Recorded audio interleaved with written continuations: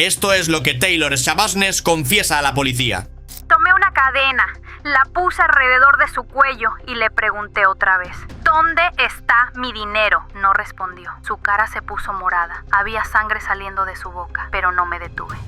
Se sentó en esa sala del tribunal como si fuera dueña del lugar, riéndose, sonriendo con burla, haciendo caras al juez como si todo fuera una broma enferma. Esta mujer de 25 años actuaba como una estrella de rock que acababa de bajar del escenario, no como alguien siendo juzgada por uno de los crímenes más perturbadores de Wisconsin. Se burló de la corte, afirmó que no estaba en su sano juicio, jugó cada carta que pudo pensar para evitar prisión. Todo era una actuación, su manera segura de irse a casa. Pero entonces llegó el momento que destrozaría esa ilusión y borraría la sonrisa limpiamente de su cara. Antes de continuar con todos los detalles de este caso, si te gusta el contenido de crímenes reales bien investigados, suscríbete y activa la campana para no perderte ningún caso. Este es el caso escalofriante de Taylor Shabaznes, una mujer que pensó que podía fingir estar demente para encubrir un asesinato brutal seguido de mutilación grotesca. Un crimen tan perturbador que dejó horrorizada a una comunidad entera. Vamos a hablar desde el principio. Taylor Shabaznes nació en Chicago con padres aparentemente amorosos. La vida parecía normal para esta familia suburbana, pero cuando Taylor tenía apenas 11 años, la tragedia golpeó de la manera más inesperada y devastadora posible. Su madre, Mara, murió inesperadamente mientras dormía. Una noche ordinaria se convirtió en pesadilla cuando el padre de Taylor despertó para encontrar a su esposa fría a su lado en la cama. Los niños dormían arriba, completamente inconscientes de que su mundo acababa de colapsar en un instante. La muerte repentina de una madre es traumática para cualquier niño, pero para Taylor, de 11 años, sería el primer evento en una serie de tragedias y traumas que supuestamente moldearían a la mujer en la que se convertiría. O al menos eso es lo que su defensa después argumentaría. La familia se reubicó en Green Bay, Wisconsin, buscando un nuevo comienzo lejos de los recuerdos dolorosos de Chicago. Pero el cambio de escenario no trajo el alivio esperado. El comportamiento de Taylor comenzó a cambiar de maneras preocupantes. Problemas escolares emergieron con regularidad alarmante. Actuaba mal, desafiaba autoridad, mostraba signos de lo que parecía ser rebelión adolescente normal. Pero para aquellos prestando atención cercana, estos no eran simplemente los desafíos típicos de criar a un adolescente. Eran señales de advertencia de algo más siniestro desarrollándose debajo de la superficie.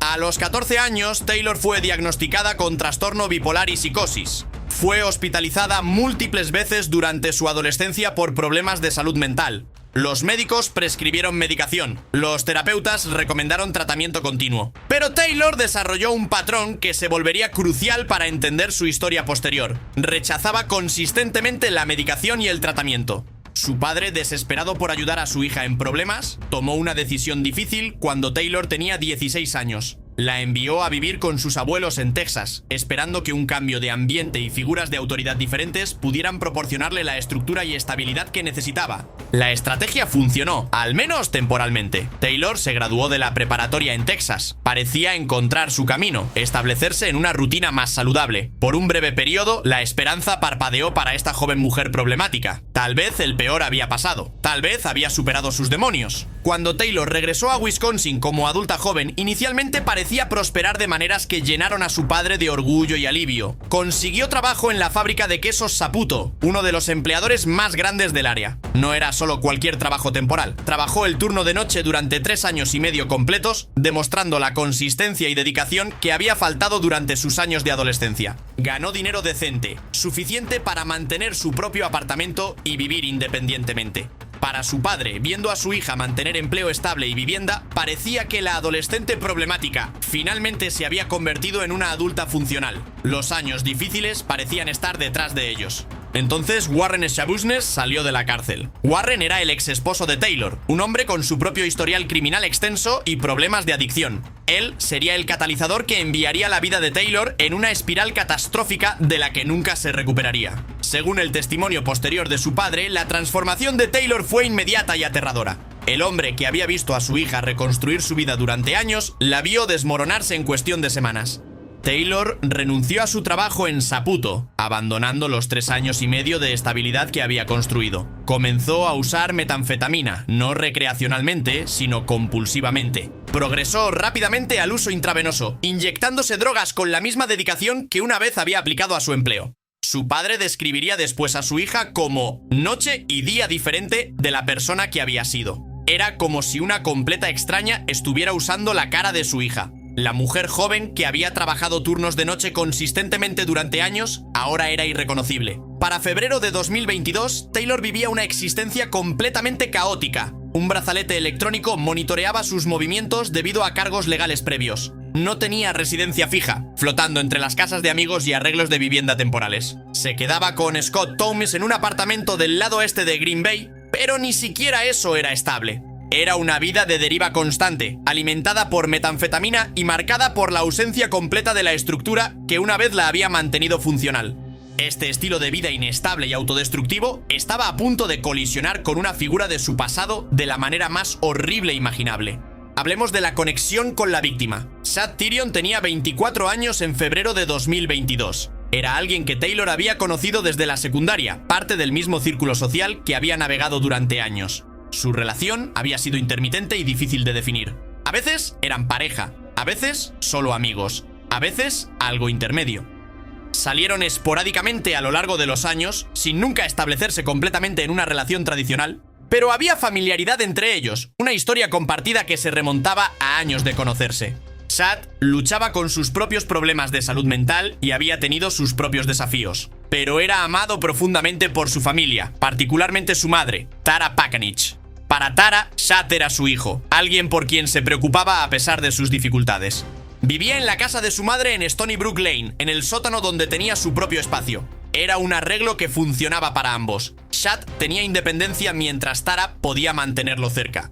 Nadie en la familia de Chad tenía idea de que este arreglo de vivienda lo pondría directamente en el camino de algo monstruoso. Pero esta es la noche que lo cambió todo. El 21 de febrero de 2022 comenzó como incontables otras noches en el círculo social de Taylor. Eran las típicas horas nocturnas donde personas con adicciones y vidas caóticas se reunían, buscando la próxima dosis o simplemente compañía en su miseria compartida. Taylor estaba en el apartamento de Scott Thomas cuando su amigo mutuo, conocido como AJ, llamó queriendo pasar el rato. Los tres decidieron hacer de esto una reunión grupal y recoger a Chad Tyrion para unirse a ellos. Condujeron la minivan de Scott a la casa del padre de Chad y lo recogieron. Chad subió al vehículo sin idea de que estas serían las últimas horas de su vida. Luego hicieron una parada que pondría todo en movimiento. Compraron metanfetamina. De vuelta en el apartamento de Scott en el lado este de Green Bay, el grupo se instaló en lo que parecía otra noche rutinaria alimentada por drogas. Fumaron marihuana juntos. Se inyectaron metanfetamina. Era el tipo de noche que este grupo había vivido docenas, tal vez cientos de veces antes. Pero alrededor de medianoche, algo cambió. Taylor y Chad decidieron irse juntos, separándose del grupo. Anunciaron que iban a la casa de la madre de Chad en Stony Brook Lane, donde él vivía en el sótano. AJ eligió quedarse atrás en el apartamento de Scott. Esta decisión, aparentemente menor en el momento, probablemente salvó su vida. Si hubiera ido con Taylor y Chad, ¿habría sido otra víctima? ¿Habría podido intervenir y salvar a Chad? Nunca lo sabremos. Lo que sí sabemos es lo que sucedió después en ese sótano en Stony Brook Lane. Y es algo que horrorizaría a investigadores experimentados de todo el mundo. La casa estaba tranquila cuando Taylor y Chad llegaron en las primeras horas de la mañana del 22 de febrero. Tara Pakanich dormía arriba con su novio, completamente inconsciente de que su hijo acababa de entrar a la casa con la persona que lo asesinaría.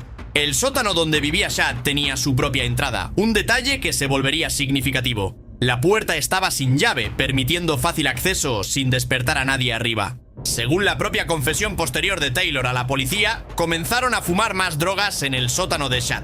Había una cama donde se acomodaron. La atmósfera parecía relajada, familiar. Otro encuentro entre dos personas que se habían conocido durante años. Pero entonces Taylor hizo algo que transformaría esta noche ordinaria en una pesadilla incomprensible. Tomó una cadena metálica de perro que Chad tenía en el sótano y la envolvió alrededor de su cuello. En entrevistas posteriores, Taylor ofrecería múltiples explicaciones para esta acción. A veces afirmaba que Chad había pedido esto, que era parte de algún juego. Otras veces sugería que fue su idea, una forma de pasearlo como un perro. Pero independientemente de cómo comenzó, lo que sucedió después fue inequívocamente asesinato. Taylor jaló la cadena fuerte alrededor del cuello de Chad. Él comenzó a luchar inmediatamente, sus manos volando a su garganta mientras peleaba desesperadamente por aire, por vida. Su cara comenzó a cambiar de color, pasando de rojo a púrpura mientras el oxígeno era cortado de su cerebro. Sangre comenzó a salir de su boca mientras la presión en su cuello causaba trauma interno. Chad estaba claramente en peligro, claramente muriendo, y Taylor no se detuvo. En su confesión a la policía, Taylor sería notablemente franca sobre este momento crucial. Admitió que sabía que Chad estaba muriendo, vio su cara ponerse púrpura, vio la sangre, entendió exactamente lo que estaba sucediendo y tomó la decisión consciente de continuar jalando la cadena de todos modos. Este es el momento que define todo el caso de Taylor Schabusiness. No fue un accidente, no fue drogas nublando su juicio hasta el punto donde no sabía lo que estaba haciendo. Fue una decisión deliberada y calculada de continuar estrangulando a Chad Thirion incluso después de que supo con certeza que lo mataría. Los fiscales después estimarían que tomó entre 3 y 5 minutos de estrangulamiento sostenido para matar a Chad. 3 a 5 minutos donde Taylor tuvo innumerables oportunidades de detenerse, de soltar la cadena, de llamar por ayuda. En cambio, mantuvo presión constante hasta que Chad Thirion estaba muerto. Esto no fue pasión o colapso mental, fue asesinato a sangre fría. Después de que Chad murió, la persona promedio enfrentada con lo que acababa de hacer probablemente entraría en pánico. Podrían llamar al 911, podrían intentar RCP aunque fuera inútil, podrían huir de la escena aterrorizados de lo que habían hecho. Taylor Schabusiness no hizo ninguna de estas cosas. En cambio, pasó las siguientes 2 a 3 horas haciendo algo que horrorizaría incluso a investigadores de homicidios experimentados que pensaban que habían visto todo. Jugó con el cadáver de Chad. En su confesión posterior, Taylor admitiría calmadamente a realizar actos indescriptibles con el cuerpo de Chad. Lo violó después de la muerte usando objetos. Trató sus restos como su juguete personal, algo que existía únicamente para su gratificación. La frialdad clínica con la que Taylor describiría después estas acciones a la policía fue casi tan perturbadora como los actos mismos. No mostró vergüenza, remordimiento o incluso incomodidad al recontar lo que había hecho. Era como si estuviera describiendo actividades completamente mundanas. Pero la necrofilia fue solo el comienzo del horror que Taylor infligiría en el cuerpo de Chad. La revelación verdaderamente impactante aún estaba por venir. En algún punto durante estas horas en el sótano, Taylor subió las escaleras a la cocina de Tara Pakanich. Tara aún dormía, sin saber que había un asesino caminando por su casa. Taylor fue a los cajones de la cocina y reunió varios cuchillos. Regresando al sótano con su colección de cuchillos de cocina, Taylor comenzó el proceso metódico y prolongado de desmembrar completamente el cuerpo de Chad Thirion. Esta no fue mutilación frenética o desorganizada. Taylor tomó su tiempo, trabajando sistemáticamente a través del cuerpo con una metodología que después chocaría a profesionales médicos. Primero, posicionó el cuerpo de Chad cuidadosamente. Colocó su cabeza colgando del borde del colchón y puso un balde de 5 galones debajo para atrapar la sangre que sabía vendría. Esta preparación sola demuestra planificación y previsión. Entonces comenzó a serrar a través del cuello de Chad con los cuchillos de cocina. El proceso tomó tiempo considerable. Los cuchillos de cocina domésticos no están diseñados para cortar a través de hueso y tejido humano. Pero Taylor persistió, serrando de un lado a otro hasta que finalmente la cabeza de Chad se separó de su cuerpo y cayó en el balde esperando. No se detuvo ahí. Sistemáticamente removió los brazos de Chad en los codos. Cortó sus piernas. Abrió su torso usando las técnicas que solo pueden describirse como cirugía grotesca. Extrajo órganos internos uno por uno, colocando cada parte del cuerpo en bolsas plásticas separadas. El médico forense, Dr. Vincent Tranchida, después testificaría sobre el nivel de desmembramiento que Taylor logró. Describió cómo el cuerpo de Chad había sido metódicamente desarmado de maneras que requerían horas de esfuerzo sostenido y concentrado. Testificaría que algunos de los cortes mostraban conocimiento anatómico sorprendente. El torso estaba bisectado limpiamente, extremidades removidas en articulaciones en lugar de a través de hueso cuando era posible, órganos extraídos con relativo cuidado. ¿De dónde vino este conocimiento? Taylor nunca había trabajado en el campo médico. No había evidencia de entrenamiento formal en anatomía. ¿Había practicado antes? ¿Había estudiado técnicas de desmembramiento? Estas preguntas permanecerían sin respuesta, aunque Taylor haría un comentario perturbador que sugiere que este podría no haber sido su primer asesinato. Durante este proceso grotesco de varias horas, Taylor fue interrumpida al menos una vez. Tara Pakanich bajó las escaleras al sótano con su gato, buscando ponerlo en su caja de arena que estaba en el baño del sótano. Taylor tuvo que trabajar rápidamente para cubrir su obra macabra antes de que Tara pudiera ver lo que estaba sucediendo a pocos pies de distancia. Tara puso al gato abajo, sin notar nada fuera de lo ordinario en la iluminación tenue, y regresó arriba. Estuvo completamente inconsciente de que el cuerpo desmembrado de su hijo yacía oculto en ese mismo sótano. No tenía idea de que la última persona con quien Chad había sido visto estaba actualmente en proceso de mutilar su cadáver. Después de que Tara regresara arriba, Taylor continuó su trabajo. Según su propia admisión posterior, el proceso fue agotador. Los cuchillos de cocina se volvían cada vez más desafilados por el uso prolongado cortando a través de tejido y hueso. Un cuchillo de pan serrado que Taylor usó extensivamente estaba tan desgastado por el proceso que investigadores después notarían que sus dientes habían sido molidos casi completamente planos. El mango de otro cuchillo se rompió por la fuerza que Taylor aplicó durante el desmembramiento. Taylor admitiría después que tomó descansos múltiples durante el proceso. El esfuerzo físico de desmembrar un cuerpo humano es inmenso, y Taylor estaba cansándose. Describió quedarse dormida o cabeceando múltiples veces, solo para despertar y continuar su trabajo macabro. Esta admisión de tomar descansos y dormir es significativa. Contradice cualquier afirmación de que Taylor estaba en algún tipo de estado psicótico frenético donde no tenía control sobre sus acciones. Alguien en crisis psicótica genuina no toma descansos para dormir en medio de su episodio. Eventualmente, después de horas de trabajo, Taylor había reducido completamente el cuerpo de Chad Thirion a partes de componentes. Su plan original, según le diría después a la policía, era tomar todas las partes del cuerpo con ella y disponer de la evidencia completamente. Si hubiera ejecutado exitosamente este plan, Chad Thirion podría haber simplemente desaparecido. Una persona desaparecida en lugar de víctima de asesinato. Sin cuerpo, sin escena del crimen, sin evidencia física conectando Taylor al crimen. Pero la fatiga y el alcance absoluto de la tarea la abrumaron. Como Taylor lo expresaría después en una frase que se volvería infame: me dio flojera. Dejó la cabeza de Chad en el balde del sótano donde había caído. Cargó algunas partes del cuerpo en la minivan de Scott, pero abandonó la mayor parte de la evidencia en el sótano de Tara. Este error crucial, nacido de nada más que pereza, llevaría directamente a su captura dentro de horas. ¿Cómo lo descubrieron? Mientras Taylor conducía lejos de Stony Brook Lane en las primeras horas de la mañana del 23 de febrero, probablemente pensaba que había escapado. Tenía tiempo para descubrir cómo disponer de las partes del cuerpo que había tomado. Podía desaparecer antes de que alguien supiera que algo malo había sucedido. Estaba catastróficamente equivocada. Tara Pakanich despertó esa mañana con un sentido creciente de que algo estaba mal. Chad no estaba contestando su teléfono, lo cual era inusual. Había un olor extraño en la casa que no podía identificar, pero que la hacía sentir cada vez más incómoda. Cuando Tara fue al sótano para usar el baño, notó inmediatamente algo fuera de lugar. Había un balde de 5 galones en el área que definitivamente no había estado ahí el día anterior.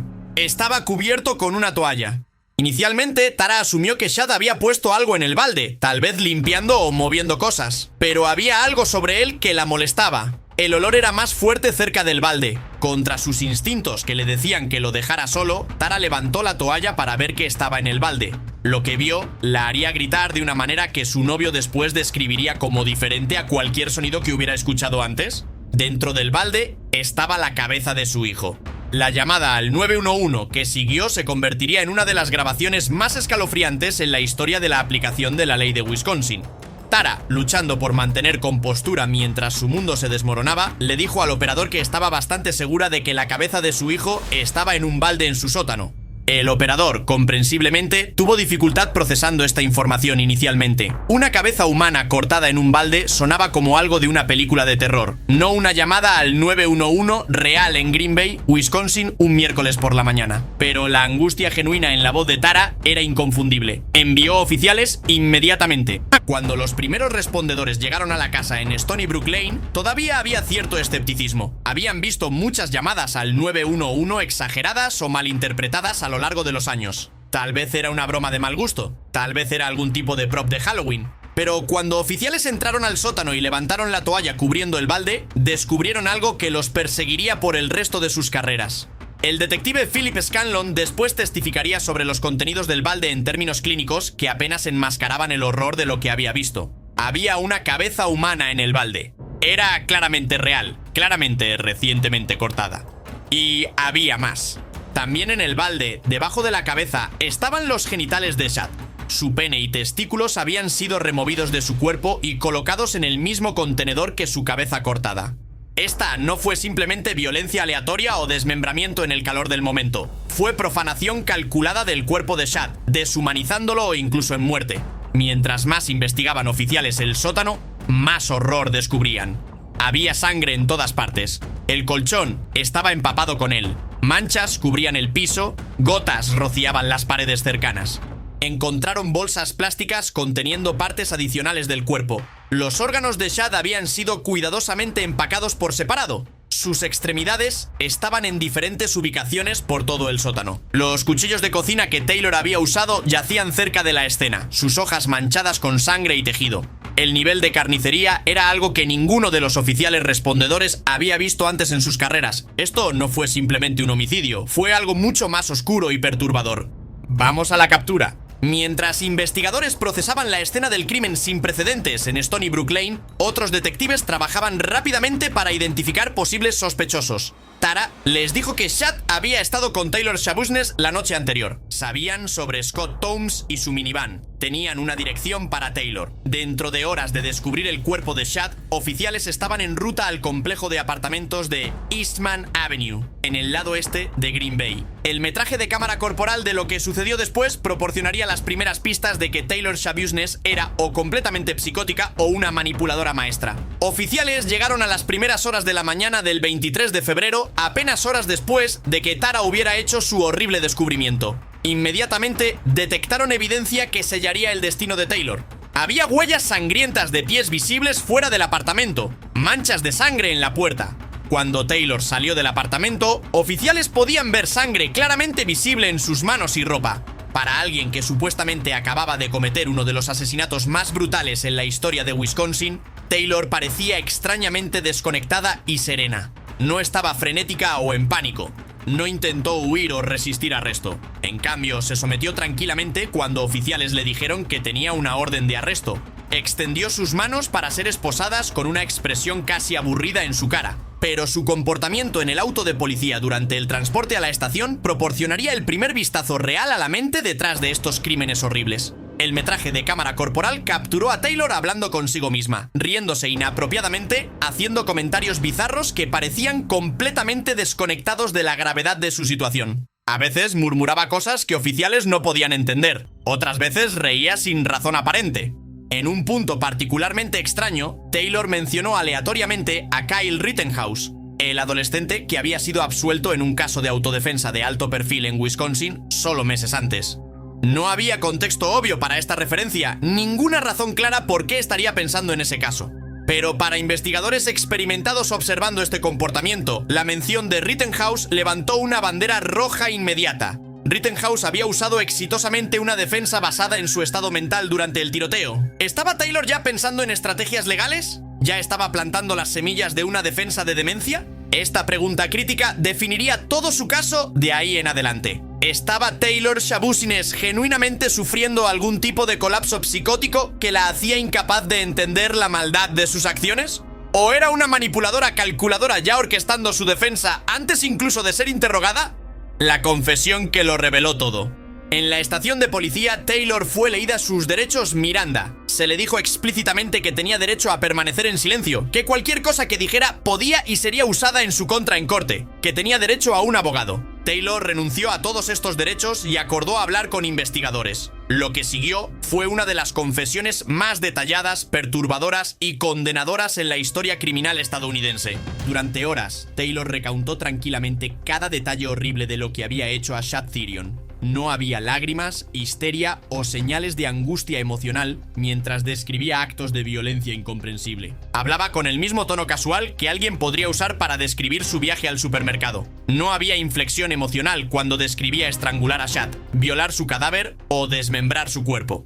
Admitió haber envuelto la cadena alrededor del cuello de Chad. Describió cómo su cara se puso púrpura y comenzó a sangrar de la boca. Reconoció que sabía que lo estaba matando y eligió continuar de todos modos. Cuando investigadores preguntaron sobre las horas después de la muerte de Chad, Taylor proporcionó detalles gráficos sobre sus actos necrofílicos sin pedido. No mostraba vergüenza o incomodidad discutiendo estas acciones. Describió el proceso de desmembramiento en términos metódicos, explicando qué cuchillos usó, cómo posicionó el cuerpo, cuánto tiempo tomaron varias partes del proceso. Admitió tomar descansos cuando se cansó, quedarse dormida a veces antes de despertar para continuar cortando el cuerpo. Pero el momento más escalofriante de toda la confesión vino cuando investigadores preguntaron sobre su motivación. ¿Por qué había hecho esto?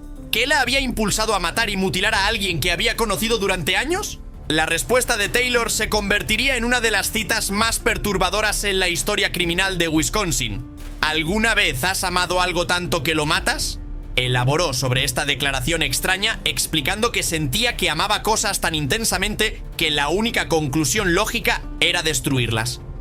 Comparó con amar una canción tanto que la mata escuchándola demasiado. Esta respuesta reveló algo profundamente perturbador sobre la psicología de Taylor. No estaba describiendo pasión no controlada o un momento de furia. Estaba describiendo una filosofía retorcida donde amor y destrucción estaban inextricablemente enlazados en su mente. Pero la confesión también reveló detalles que contradecían cualquier afirmación de que Taylor había estado en algún tipo de estado psicótico, donde no entendía sus acciones. Describió planear tomar todas las partes del cuerpo con ella para disponer de la evidencia. Explicó cómo había pensado sobre dónde podría deshacerse de los restos. Discutió estrategias para limpieza y encubrimiento que demuestran pensamiento claro y planificación. Estos no son los pensamientos o acciones de alguien en crisis psicótica genuina. Son las acciones calculadas de alguien intentando evitar ser atrapado. Investigadores también necesitaban detalles específicos sobre el desmembramiento para que el médico forense pudiera reconstruir completamente lo que había sucedido. Taylor proporcionó esta información con franqueza clínica perturbadora. Cuando se le preguntó dónde había cortado los brazos de Chad, demostró físicamente en su propio cuerpo exactamente dónde había hecho cada corte. Describió removiendo órganos, serrando a través de hueso, separando articulaciones. El nivel de detalle que proporcionó solo podía venir de alguien que recordaba vívidamente cada acción que había tomado. No había confusión o vacíos de memoria que esperarías de alguien que había estado en estado psicótico. Hacia el final de la entrevista, Taylor hizo una declaración que levantaría preguntas perturbadoras sobre si Chad había sido su primera víctima. Cuando discutió posibles apelaciones y estrategias legales, casualmente comentó sobre gente diciendo que había matado más de uno. Cuando investigadores presionaron sobre esta declaración, Taylor se echó atrás, afirmando que solo estaba hablando sobre lo que otros decían sobre ella. Pero el comentario fue lo suficientemente específico como para hacer que investigadores se preguntaran si había otras víctimas de las que no sabían. La confesión terminó con Taylor siendo formalmente arrestada y acusada de homicidio intencional en primer grado, mutilación de cadáver y agresión en tercer grado. Dada la extrema severidad del crimen, enfrentaba una sentencia potencial de cadena perpetua sin posibilidad de libertad condicional. Pero Taylor tenía un plan que convertiría su juicio en uno de los espectáculos de sala del tribunal más bizarros en la historia reciente. Convencería a todos de que estaba completamente demente. Vamos a la sala del tribunal, todo un circo. Desde su primera aparición en corte, quedó claro que Taylor Schabushnes no iba a comportarse como acusado criminal típico. Su comportamiento fue inmediatamente teatral, inapropiado y aparentemente diseñado para máxima atención. Sonreía inapropiadamente durante procedimientos serios. Hacía caras a las cámaras de corte. Parecía estar disfrutando la atención, en lugar de estar aterrorizada por las consecuencias que enfrentaba.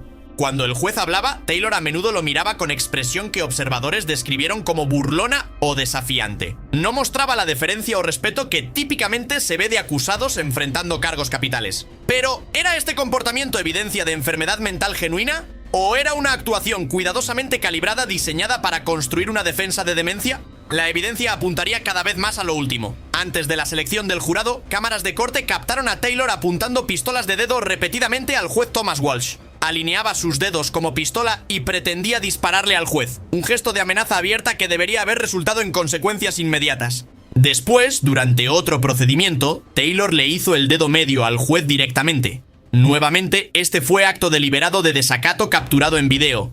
Estos no eran síntomas de colapso psicótico, eran actos calculados de desafío de alguien probando hasta dónde podía empujar los límites del sistema. Pero el momento más impactante de la sala del tribunal de Taylor aún estaba por venir. El 11 de julio de 2023, durante una audiencia previa al juicio de rutina, Taylor de repente se lanzó a través de la mesa de defensa y atacó violentamente a su propio abogado. El video de corte muestra a Taylor literalmente saltando sobre la mesa, derribando papeles y equipos mientras lunges hacia el hombre que había sido asignado para defenderla. Diputados corrieron para restringirla mientras continuaba luchando e intentando llegar a su abogado. La sala del tribunal fue despejada inmediatamente. Taylor fue luchada al suelo por múltiples diputados mientras gritaba y continuaba resistiéndose. Tomó varios minutos para que personal de seguridad la tuviera bajo control suficiente para removerla de la sala del tribunal.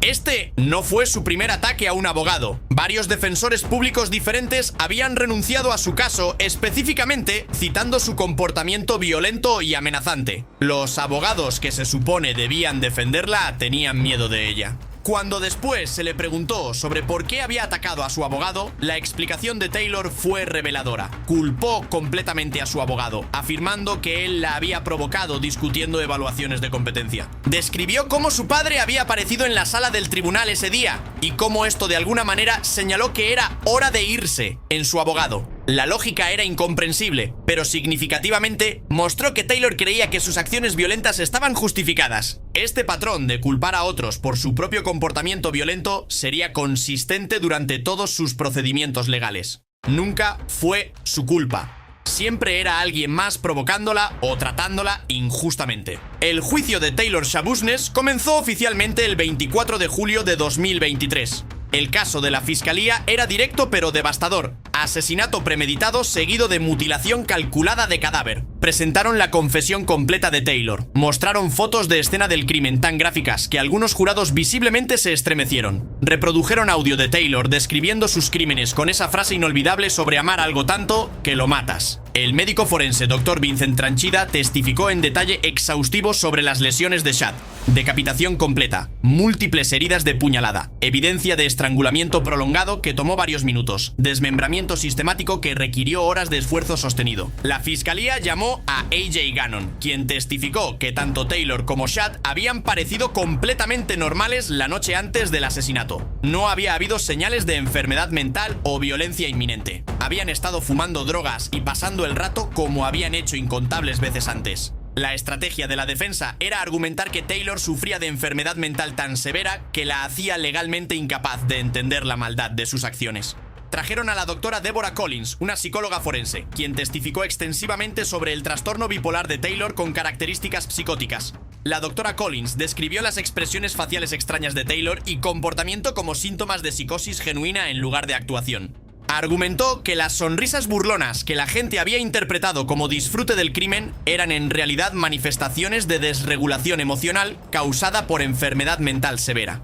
La defensa también presentó historial médico extenso de Taylor, mostrando sus hospitalizaciones psiquiátricas durante adolescencia, sus diagnósticos de trastorno bipolar y psicosis a edad 14, el patrón de rechazar tratamiento y medicación. Argumentaron que uso de metanfetamina había exacerbado estas condiciones de salud mental preexistentes, creando tormenta perfecta donde Taylor genuinamente no podía ser considerada responsable por sus acciones. Pero la fiscalía tenía refutaciones poderosas para cada uno de estos argumentos. Si Taylor estaba verdaderamente en estado psicótico, ¿cómo explicaba la planificación metódica y encubrimiento? ¿Cómo había posicionado el cuerpo con balde debajo para atrapar sangre? ¿Cómo había empacado cuidadosamente partes del cuerpo en bolsas separadas? ¿Cómo había planeado disponer de evidencia? Estos no son los pensamientos o acciones de alguien en crisis psicótica genuina. Son las acciones calculadas de alguien intentando evitar ser atrapado. Y más dañino para la defensa estaba el comportamiento continuo de Taylor durante el juicio mismo.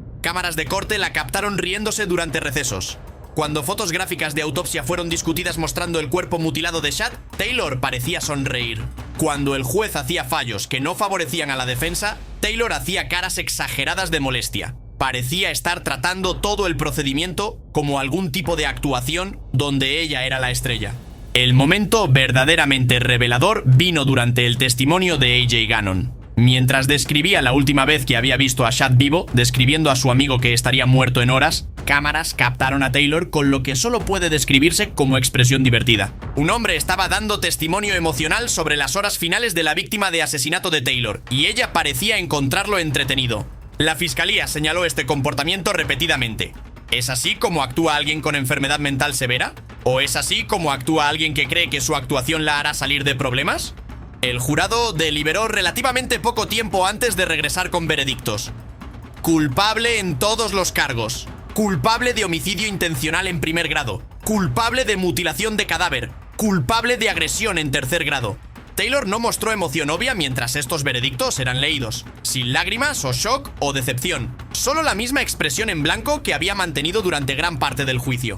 Pero la ley de Wisconsin requiere segunda fase para determinar estado mental durante crímenes. El jurado tenía que responder pregunta crucial. ¿Tenía Taylor enfermedad o defecto mental que le impedía entender maldad de sus acciones? Esta fase fue completada en solo un día. El jurado escuchó a los mismos expertos, revisó la misma evidencia, consideró los mismos argumentos que habían escuchado en la fase de culpabilidad. Su respuesta fue rápida y unánime. No. Taylor Schabushnes estaba legalmente cuerda cuando asesinó a Shad Thirion. Sabía que sus acciones estaban mal y las hizo de todos modos. Este fue el momento donde la actuación de Taylor finalmente falló. Por primera vez desde su arresto, su fachada se agrietó visiblemente. La confianza vacilló. La sonrisa burlona desapareció. Cadena perpetua sin posibilidad de libertad condicional finalmente se estaba volviendo real en su mente. ¿Qué dijo el juez? 3 meses después de los veredictos, el 22 de noviembre de 2023, llegó la sentencia.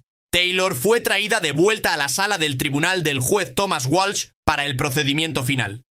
Este era el momento donde el juez que había presidido sobre su caso, que había sido blanco de sus pistolas de dedo y dedo medio, que había visto cada momento de su circo de sala del tribunal, finalmente tendría oportunidad de hablar directamente a ella. El juez Walsh comenzó reconociendo la infancia difícil de Taylor. Habló sobre la muerte de su madre cuando Taylor tenía solo 11 años. Reconoció sus diagnósticos de salud mental y hospitalizaciones durante adolescencia. Mencionó el impacto que uso de drogas había tenido en su vida. Pero entonces su tono cambió. Era momento de abordar la realidad brutal de lo que Taylor había hecho. Sus palabras fueron medidas, deliberadas y devastadoras.